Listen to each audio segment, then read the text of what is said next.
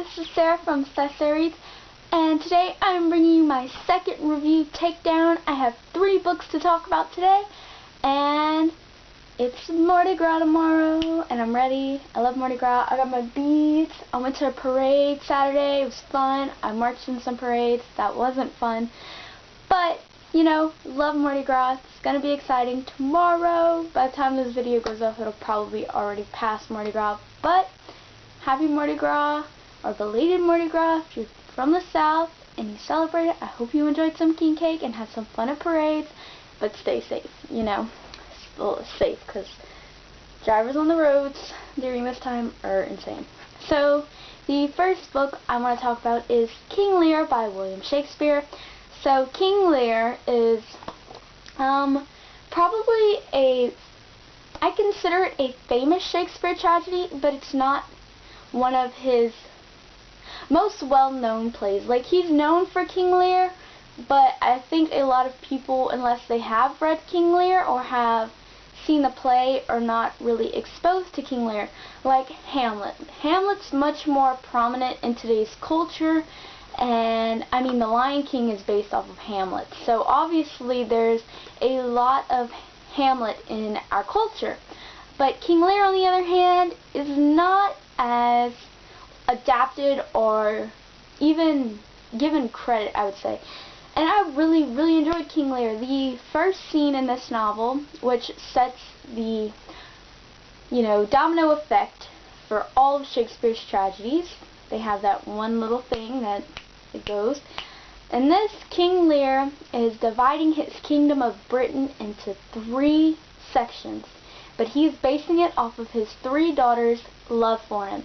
So the oldest, Goneril, says that she loves him so much, words can't describe it, da-da-da-da. He's, you know, flattered. He gives her a good chunk of land. And then the next daughter, Regan, says her love matches up with Goneril's, only though she would never find happiness without loving him. And he says, oh, you and Goneril are on the same boat. You both deserve the same chunk of land, no less and no more. And then his most beloved daughter, and the youngest, Cordelia, says that she loves him in comparison to nothing. Nothing. You can tell I have a really strong accent. Nothing. So she just responds nothing to his question when he asks how much she loves him. And he's infuriated and he banishes her. And this leads to a downward spiral for Lear and just the whole kingdom of Britain. It goes up in the crap. I gave this one 4.5 stars. I really enjoyed it. I liked it a lot more than Hamlet, but at the same time I like Hamlet more. I'm kind of conflicted, but I really enjoyed King Lear, and if you are a fan of Shakespeare but have yet to read this one, I really recommend it. It's a very readable play. It's a lot easier to understand than Hamlet, I would say, and the writing, it's not as, I guess you'd say, dense, because there are scenes in Hamlet where you really have to analyze and pick apart what Hamlet's trying to say because it's Hamlet. But King Lear is kind of like down to the point, and plus there's a fool who like gives no F's, and he just tells King Lear whatever he wants to say. He's like, you're being a fucking idiot. You're being a douche. You are a douche. You're a fool. But I'm a fool, but, you know, he's great. I love him. So definitely check out King Lear if you haven't read it. And then the next book, okay. So I got a Amazon gift card for Christmas from my cousin, and I was like, there's this one book that I have been wanting to buy on my Kindle for so long, but it's $4.99, so that's kind of like, when I have money, I don't really want to spend it on a $4.99 book. I'll spend it on like $2.99 and below, because that's nothing, but $4.99 is a little bit pricier for me in Kindle books. But oh my god, why did I wait so long? Okay, let me just tell you what it is. Transcendence by Shay Savage. Now, okay, I'm sure a lot of people don't know what Transcendence is about, and so let me tell you. Transcendence follows Ed, E-H-D, yes, Ed, or Ed, I'm not sure how you'd say that. I'm not a caveman.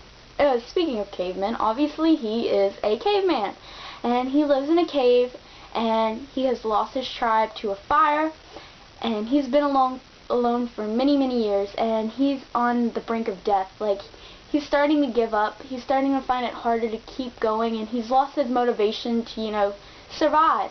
And he finally goes out one day and he bags, I think it's an antelope, and after killing it and he's back in his cave, he hears screaming, and he's like, he can't understand it because it sounds really weird, and it's really obnoxious to him.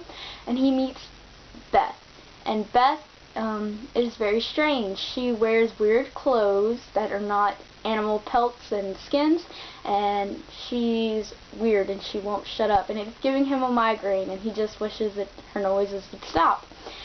And oh my god, I loved it. Obviously I gave it 5 stars because it's just thinking about it affects me. I think it's a beautiful story. I really, really recommend it. So in the story, it's not an accurate description of a prehistorical man or anything, which I'm fine with. I mean, it's a romance novel for the sake of it. It's kind of slow. It has the pacing of a fan fiction, but I really enjoyed it. I just loved Faye, which is what Ed calls Beth when they're able to communicate. It's her name sound. And I just love Faye and Ed's interaction and their love for each other, and that growth, that unspeakable bond, that even though he couldn't communicate with her because he's lacking pieces of the brain that pick up word patterns and stuff, he's still able to learn small things like her name and kiss and love, and it's just... And then that ending. When I write my review, there's going to be so many feels.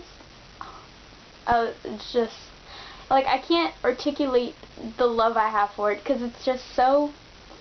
It's not like a usual book for me. Like, romance novels are really touchy, and I have high hopes and then I have low expectations, but this one, it's just... it's up there, and it's time travel, but not time... It's so good. It's so good. So good. Just read it. Transcendence by Shea Savage.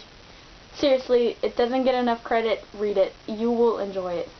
And then the next one I read was The Private Eye, the Cloudburst edition by Brian K. Vaughan and Marcos Martin. And okay, I got this from NetGalley, and I was not expecting a whole lot. I don't know why. It's Brian K. Vaughan. Obviously, it's good, right? So this edition that I got contains all 10 volumes, and you can buy it in bookstores. It's a huge hardcover. I've seen it already at Barnes & Noble. If you're interested, I highly recommend it because it's pretty good. It follows a guy who lives in a world as a PI, and a PI is the paparazzi of this society. This society lives in a world after a cloud has pretty much revealed all of technology's storage and stuff that contain hidden secrets, and human lives were corrupted because all their secrets, like cheating and what they would watch on porn sites, was revealed. And now these people wear masks, and none of them, they have like different names, and not one person goes by who they really are. And it is so cool. It's such an interesting concept, and there's some great lines in there. Gramps, the main character's grandfather, he was such a badass. He had some of the best lines, and I love him. And it was a really touching story. It's really emotional, and it left me feeling like, wow, that's it? That's all I'm gonna get? Because now I'm scared that Saga's gonna end up like that. And if Saga ends the same way that The Private Eye ended, I'm gonna be heartbroken, because it was a good ending, but it was a heartbreaking ending. And I gave that one 4.5 stars. I highly recommend it. It's called The Private Eye, Brian K. Vaughan. You know who he is if you're a fan of Saga. And that is my review, Takedown number 2. And I hope you have a great reading week, or Mardi Gras break, whatever, if you celebrate it. And bye!